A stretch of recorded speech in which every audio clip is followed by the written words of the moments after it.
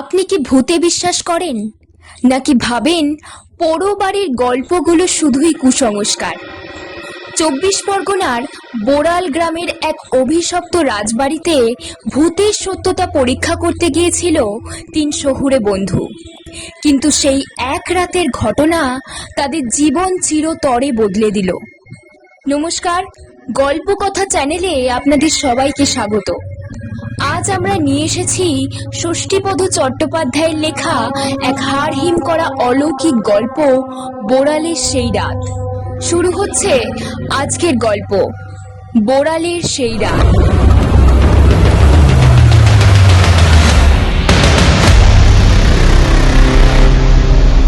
30 বছর আগেকার কথা। 24 পরগনা জেলার বোড়াল গ্রামে আমাদের এক বন্ধু ছিল, তার নাম কমলেশ। কি একটা অনুষ্ঠানে নিমন্ত্রিত হয়ে আমরা 3 বন্ধু গিয়েছিলাম কমলেশদের বাড়িতে, অজয়, সুশান্ত এবং আমি। এখনকার বোড়াল গ্রামকে দেখে তখনকার সেই গ্রামের কথা কিন্তু কল্পনাও করতে পারবে না কেউ। সেই প্রবীণ মানুষদের যদি কেউ এখনো বেঁচে থাকেন তাহলে তিনিই বলবেন, আমি একটুও বাড়িয়ে বলছি না। এই গ্রামের গাছপালা তখন এত ঘন ছিল যে বাইরে থেকে দেখে এটাকে তখন কোনো গ্রাম নয়, একটা দুর্ভেদ্য জঙ্গল বলেই মনে হতো।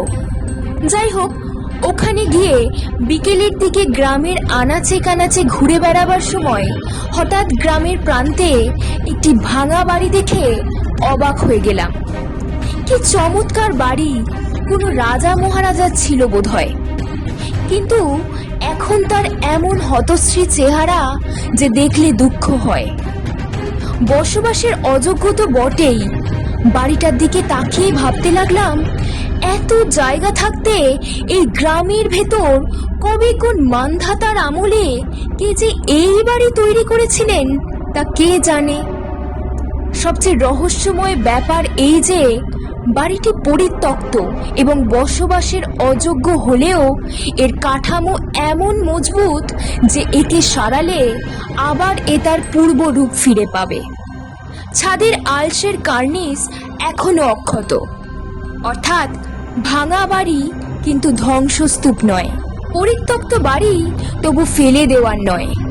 বাড়িটার দিকে কৌতূহলী চোখে চেয়ে থেকে পায়ে পায়ে সেদিকে এগোতেই বাধা দিল কমলেশ। হাত ধরে বলল, আর না বন্ধু, আর এগিও না। কেন? বাড়িটার একটু বদনাম আছে। সে তো সব বাড়িতেই থাকে, যেখানে যত পোড়ো বাড়ি আছে সবেরই বদনাম। তাই বলে এমন চমৎকার বাড়িটাকে একবার ভেতরে ঢুকে দেখা যাবে না? কেউ ঢোকে না ও বাড়িতে। কেন? ভূতের ভয়ে? ওই বাড়ির ভেতরে ঢুকলে ভূতে গলা টিপে মারবে? ঠিক তাই, ভূতে এসে গলা টিপে মারবে কিনা জানি না, তবে ভূতের বাড়ি ওটা। ভূতের বাড়ি? আমরা হো হো করে হেসে উঠলাম। এরপর যা হয়ে থাকে সচরাচর, এক্ষেত্রেও তাই হলো। অর্থাৎ কিনা আমরা নানা রকম ঠাট্টা তামাশা বিদ্রুপ এইসব করতে লাগলাম কমলেশকে।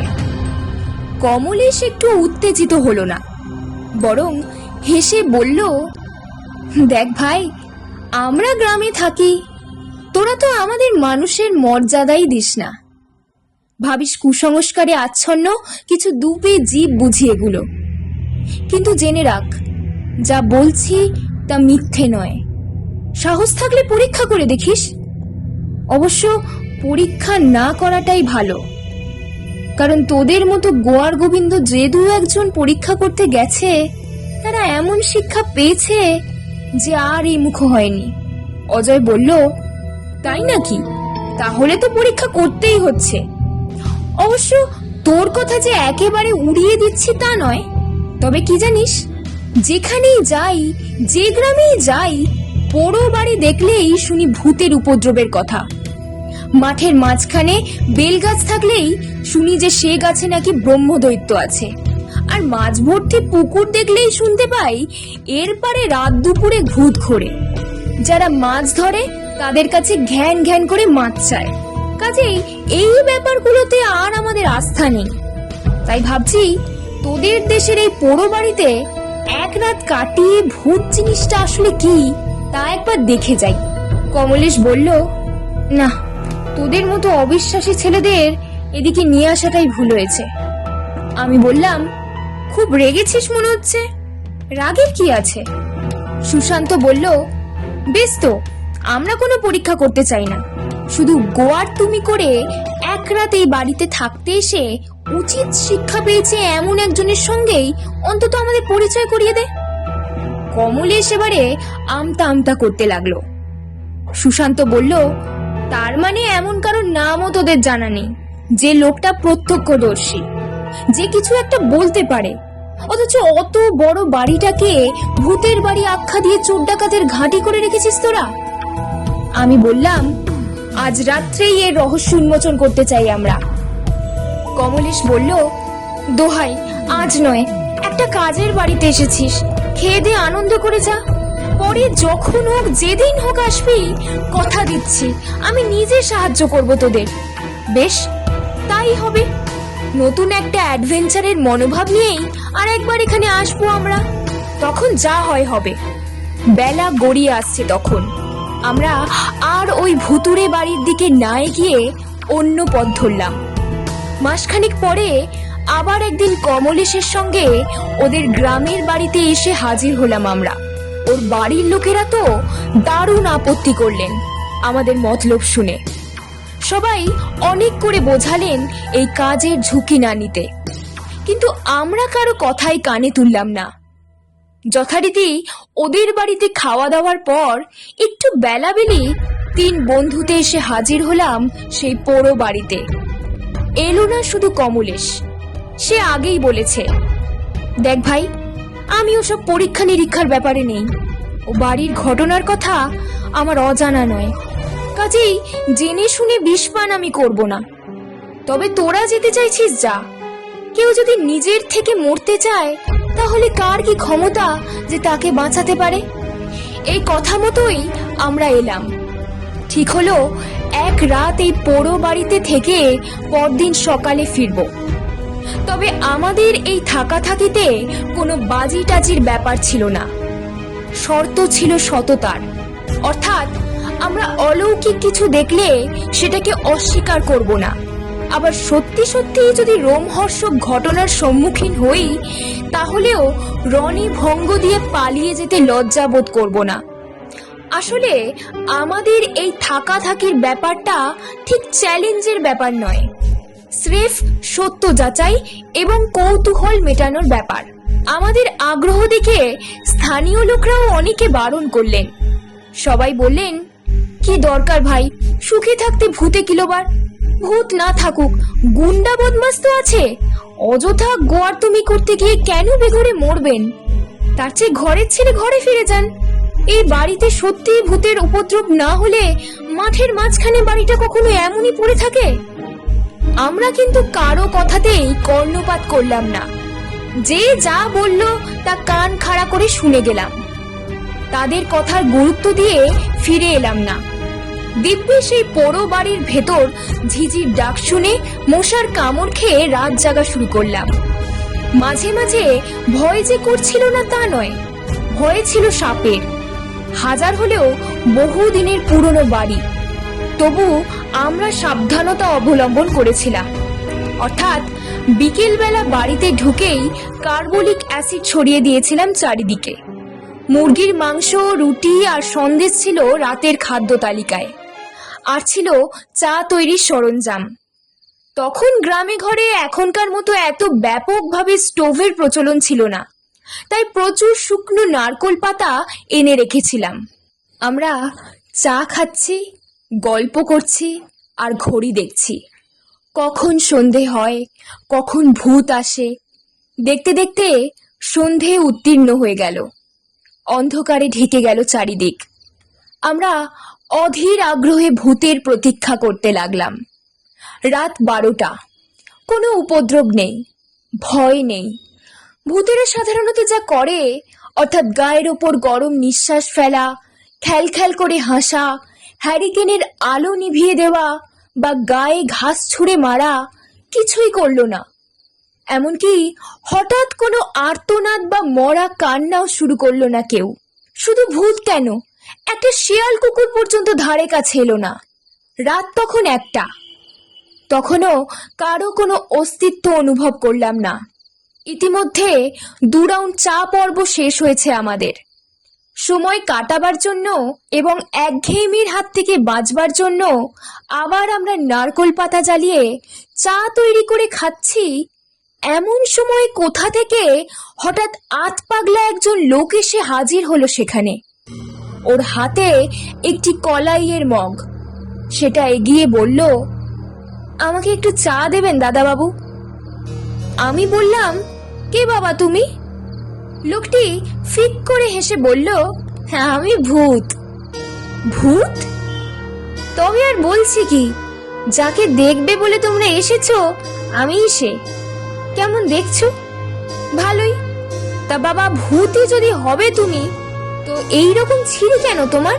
হাতের জায়গায় পা থাকবে, পায়ের জায়গায় হাত থাকবে, মুখটা হবে উল্টো মুখ, গায়ে কোনো মাংস থাকবে না, নয়তো অর্ধেক শরীর দেখা যাবে, অর্ধেক অদৃশ্য থাকবে, তবে তো। লোকটি হেসে অস্থির হয়ে বলল, তবেই তোমরা ভূত দেখেছো?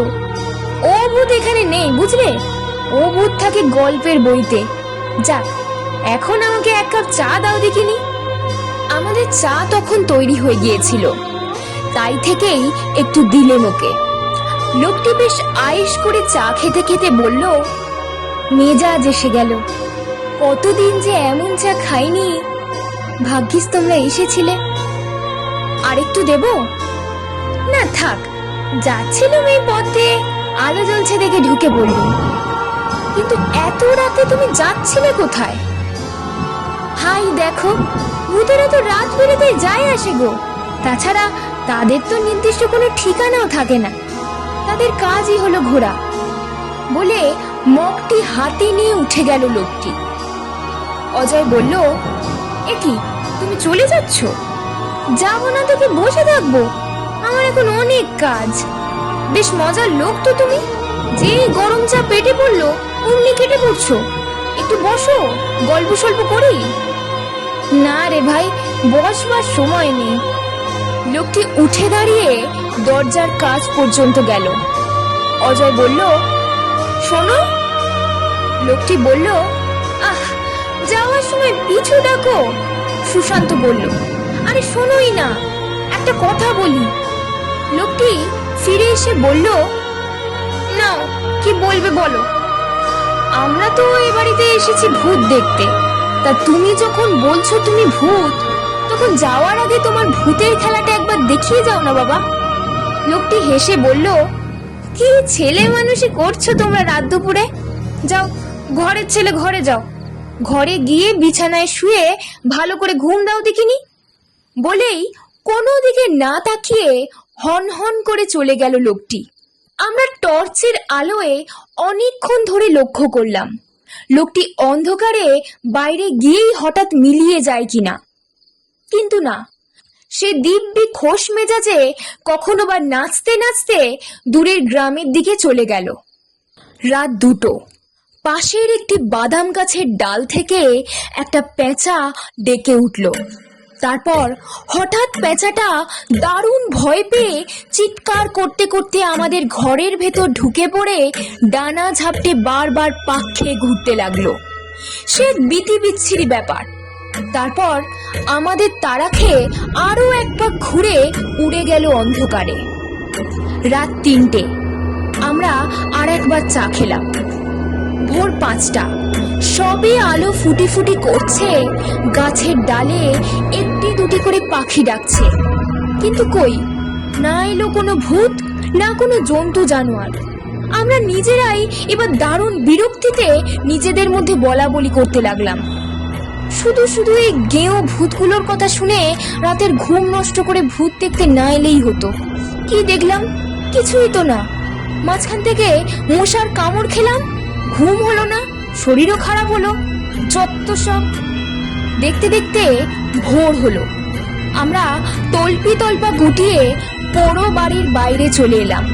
বেশ কিছুটা পথ আসবার পর দেখলাম কমলেশ এবং গ্রামের 2-4 লোক আমাদের অবস্থা দেখবার জন্য এইদিকে এগিয়ে আসছে। কাছাকাছি এসে মুখোমুখি হতেই অবাক বিস্ময়ে আমাদের দিকে তাকিয়ে রইল ওরা। এমন ভাবে তাকালো যেন আমাদের দেখেইনি কোনোদিন। ভয় বিস্ময় কি না ছিল ওদের মুখে, যেন আমরাই ভূত, তাই ভয়ে ভয়ে আমাদের ভূত দেখছে। একজন জিজ্ঞেস করলেন, রাত্রে আপনারা ভয় টয় পাননি তো? না। তেনাদের কোনো উপদ্রব হয়নি? কিছু দেখেননি আপনারা? হ্যাঁ, দেখেছি আমরা। একটা ঘোড়ার মাথা আর হাতির মুন্ডু। তা তো দেখবেনি বাবু, হাজার হলো রাজরাজাদের বাড়ি, হাতি ঘোড়া কত কি ছিল। আর একজন বলল, আরে বুঝছো না কর্তা, বাবুরা আমাদের বিদ্রুপ করছেন। আমি রেগে বললাম, করবই তো, শুধু শুধু তোমাদের বুজরুকিতে উত্তেজিত হয়ে এই যে একটা পোড়ো বাড়িতে ফালতু একটা রাত কাটালাম, এর খেসারত কে দেবে? এইভাবে মানুষকে ধাপ্পা দেওয়ার কোনো মানে হয়? আর একজন বলল, ধাপ্পা দেব কেন? যা আমরা বরাবর শুনে আসছি তাই বলেছি। তাছাড়া আমরা তো আপনাদের পায়ে ধরে সাধতে চাইনি ওই বাড়িতে রাত কাটাবার জন্য, বরং আপনাদের ভালোর জন্যই আমরা বারবার বারণ করেছিলাম। আপনারা তো শুনলেন না। আমরা লোকের মুখের শোনা কথার ওপর ভিত্তি করেই কেউ ঢুকি না ও বাড়িতে। আমি বললাম, বেশ, এবার আমরা ওই বাড়িতে এক রাত থেকে তো প্রমাণ করে দিলাম যে তোমাদের শোনা কথার কাহিনীগুলো কত ভুল। এবার থেকে নির্ভয়ে যাবে ও বাড়িতে। ভূত তোমাদের ভয়ও দেখাবে না, মেরে ফেলবে না, খেয়েও নেবে না। কমলেশ একটা দীর্ঘশ্বাস ফেলে বলল, সবই তো হলো, কিন্তু একটা রাতের ভুলের মাসুল যে তোদের কি কঠিন মূল্য দিতে হলো তা কি তোরা এখনো বুঝতে পারিসনি? কিরকম?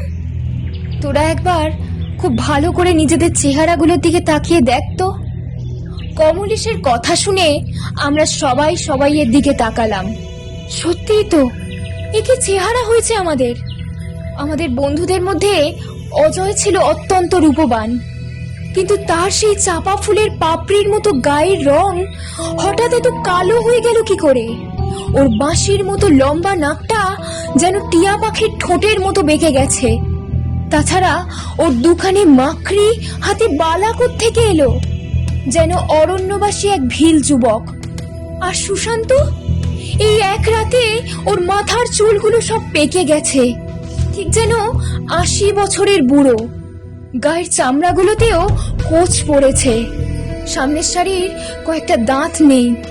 না না, এ হতে পারে না, এ নিশ্চয়ই কোনো ইন্দ্রজালের ব্যাপার। এই যদি ওদের অবস্থা হয়, তাহলে আমার অবস্থা কি হয়েছে? সামনে একটা আয়না থাকলে অবশ্যই নিজেকে দেখতাম, কিন্তু এ কি, আমার হাতে এত রক্ত এলো কি করে? ঠিক মনে হচ্ছে আমি যেন কাউকে খুন করে এসেছি। তাছাড়া আমার সেই জামা প্যান্ট জুতো কিছুই তো নেই। তার বদলে এ কি, ময়লা চিরকুট ভুটানিদের মতো পোশাক, পায়ে ছেঁড়া নাগরাজ জুতো, যেন এইমাত্র কোনো চা বাগান থেকে বেরিয়ে এসেছি। সবচেয়ে আশ্চর্যের ব্যাপার, আমার কোমরে একটা রংচটা কলাইয়ের মগ, ময়লা দড়ি দিয়ে বাঁধা, যে মগটায় কাল রাতে সেই অদ্ভুত লোকটা চা খেয়ে সেটা হাতে নিয়েই চলে গিয়েছিল। এও কি সম্ভব? কেমন লাগলো আজকের এই অদ্ভুত আর রোমাঞ্চকর অভিজ্ঞতা? কমলেশদের গ্রামের মানুষের ধারণাই কি সত্যি ছিল, নাকি বন্ধুদের এই পরিণতি কেবলই কোনো অলৌকিক ইন্দ্রজাল? আপনার মতামত নিচে কমেন্ট করে অবশ্যই জানাবেন। গল্প পাঠিয়েছিলেন রিম অর্থাৎ আমি, এবং সাউন্ড ডিজাইন ও এডিটিং এ চিরঞ্জিত। গল্পটি ভালো লেগে থাকলে ভিডিওটিতে একটি লাইক দিন এবং বন্ধুদের সাথে শেয়ার করে দিন। আর আপনি যদি এই চ্যানেলে নতুন হয়ে থাকেন তবে এখনই সাবস্ক্রাইব করে পাশে থাকা বেল আইকনটি প্রেস করে রাখুন, যাতে রাতের অন্ধকারে পরবর্তী রহস্যের ঘন্টা বাজলেই আপনি টের পেয়ে যান। আজ তবে এখানেই শেষ করছি। সাবধানে থাকবেন আর রাতের অন্ধকারে একা পুরো বাড়ির দিকে পা বাড়ানোর আগে দুবার ভাববেন। শুভরাত্রি।